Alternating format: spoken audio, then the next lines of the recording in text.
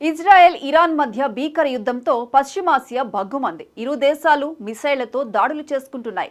ఇరాన్లోని అణ్వాయుధ కేంద్రాలు, మిలిటరీ స్థావరాలను లక్ష్యంగా చేసుకుని ఇజ్రాయెల్ గురువారం అర్ధరాత్రి, శుక్రవారం తెల్లవారుజామున వైమానిక దాడులకు పాల్పడింది.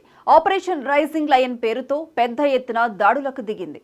అణు సైనిక స్థావరాలతో పాటు సైనిక ఉన్నతాధికారులే లక్ష్యంగా వందల క్షిపణులు, డ్రోన్లతో ఇరాన్పై ఇజ్రాయెల్ విరుచుకుపడింది. ఈ దాడుల్లో ఇరాన్ సైనిక దళాల పర్యవేక్షకుడు general Mohammad Bagheri, revolutionary guard chief manager general Hossein Salami సహా కీలక సైన్యాధికారులు, అణు శాస్త్రవేత్తలు మృతి చెందారు. అయితే ఈ దాడుల్లో మొత్తం 78 మంది పౌరులు మరణించగా 329 మంది గాయపడినట్లు తెలిసింది. ఇజ్రాయెల్ దాడులకు ప్రతీకారంగా ఇరాన్ సైతం క్షిపణులతో దాడులు చేసింది. ఇరాన్, ఇజ్రాయెల్ మధ్య ఉద్రిక్తతలు ఇప్పట్లో చల్లారేలా లేవు. ఇప్పటికే రష్యా ఉక్రెయిన్ యుద్ధం రావణ కాష్టంలా రగులుతూనే ఉంది. ఇది ఎప్పటికి ముగిసిపోతుందో తెలియడం లేదు. ఇప్పటికే ఈ దారుణం వల్ల రెండు దేశాలకు చెందిన వేలాది మంది సైనికులు చనిపోయారు. లక్షల కోట్లలో నష్టం వాటిల్లింది. ఇటీవల జరిగిన దాడిలో రష్యా తీవ్రంగా నష్టపోయింది. ఉక్రెయిన్ పై అదే స్థాయిలో దాడి చేసింది. రష్యా, ఉక్రెయిన్ మధ్య జరుగుతున్న యుద్ధాన్ని మర్చిపోక ముందే ఇటీవల కాలంలో అమెరికా సిరియాపై బాంబుల వర్షం కురిపించింది. ఆ తర్వాత ఇజ్రాయెల్ పాలస్తీనాపై, దాని శత్రు దేశాలపై ఒక్కసారిగా విరుచుకుపడింది.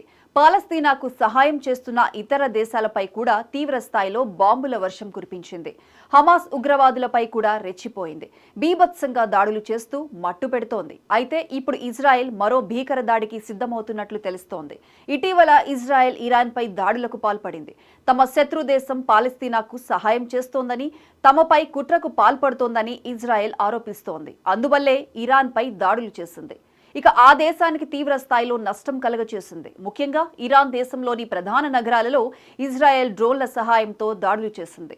క్షిపణులు ప్రయోగించి భారీ స్థాయిలో నష్టం కలుగచేసింది. ఇది ఇరాన్ దేశానికి తీవ్ర స్థాయిలో నష్టం కలుగజేసింది. దీంతో ఇరాన్ తీవ్రంగా స్పందించడానికి రెడీ అయింది. ఇంకోవైపు ఇజ్రాయెల్ నుంచి ఇరాన్కు కూడా ప్రతిఘటన తప్పదు. అత్యంత పటిష్టమైన గగనతల రక్షణ వ్యవస్థ ఇజ్రాయెల్కు ఉంది.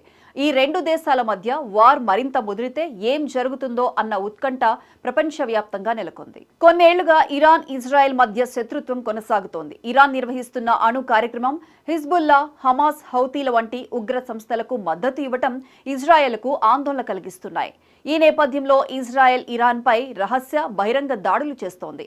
2024 అక్టోబర్లో ఇరాన్ ఇజ్రాయెల్పై 180 క్షిపణులతో దాడి చేయడం ఉద్రిక్తతలకు మరింత పెంచింది. 2024 అక్టోబర్లో ఇరాన్ ఇజ్రాయెల్పై 180 క్షిపణులతో దాడి చేయడం ఉద్రిక్తతలను మరింత పెంచింది. తాజాగా ఇజ్రాయెల్ చేసిన దాడులకు ఇరాన్ కూడా క్షిపణులు, డ్రోన్లతో దాడులు ప్రారంభించింది. ఇజ్రాయెల్, ఇరాన్ డోమ్ వ్యవస్థ ఈ దాడులను అడ్డుకున్నప్పటికీ కొన్ని ప్రాంతాల్లో నష్టం వాటిల్లినట్లు తెలుస్తోంది. ఈ పరిణామాలు ఇరు దేశాల మధ్య నేరుగా యుద్ధం జరిగే అవకాశాన్ని పెంచుతున్నాయి. ఈ దాడులు, ప్రతి దాడులు మరో యుద్ధానికి దారితీస్తాయా అన్న ఆందోళన పెరుగుతోంది. ఇప్పటికే గాజా, లెబనాన్, యెమెన్లలో ఇజ్రాయెల్ ఆపరేషన్లు కొనసాగుతుండగా ఇరాన్తో నేరుగా యుద్ధం అంటే ప్రపంచ శాంతికి ముప్పుగా మారడం ఖాయం. ఇరాన్కు పశ్చిమాసియాలోని చాలా ముస్లిం దేశాలు మద్దతుగా నిలిచే అవకాశం ఉంది. Gaza, Lebanon, Yemen, Turkey, Azerbaijan, Pakistan కూడా ఇరాన్కు అండగా నిలుస్తాయని విశ్లేషకులు అంచనా వేస్తున్నారు. అదే జరిగితే యుద్ధం మరింత ముదిరే అవకాశం ఉంది. ఇకపోతే ఇరాన్, ఇజ్రాయెల్ మధ్య జరుగుతున్న యుద్ధంలో కీలక పరిణామం చోటు చేసుకుంది. ఇరాన్ సుప్రీం నేత అయతుల్లా అలీ ఖమేనీ ఇంటి సమీపంలో వైమానిక దాడులు జరిగినట్లు తెలిసింది. రాజధాని టెహ్రాన్లోని ఖమేనీ నివాసం సమీపంలో వైమానిక దాడులు జరిగాయి. ప్రపంచ దేశాల హెచ్చరికలను బేఖాతరు చేస్తూ ఇరాన్పై ఇజ్రాయెల్ భీకర దాడి చేసిన సంగతి తెలిసిందే. 1980లో జరిగిన ఇరాన్, ఇరాక్ యుద్ధం తర్వాత ఇరాన్ అణు స్థావరాలు, క్షిపణి కేంద్రాలపై జరిగిన పెద్ద దాడి ఇదే. ఖమేనీ నివాసంలో దాడి జరగడంతో తొలుత సోషల్ మీడియాతో పాటు కొన్ని యూట్యూబ్ ఛానల్స్లో కూడా ఖమేనీని ఇజ్రాయెల్ చంపేసిందంటూ ప్రచారం జరిగింది. అయితే అలాంటిదేమీ జరగలేదు. ఖమేనీ నివాసానికి సమీపంలో దాడులు చేయడం అంటే అదొక వార్నింగ్ అనే చెప్పుకోవాలి. నిజానికి ఇజ్రాయెల్ తలుచుకుంటే ఏదైనా చేయగలదని చాలాసార్లు రుజువైంది.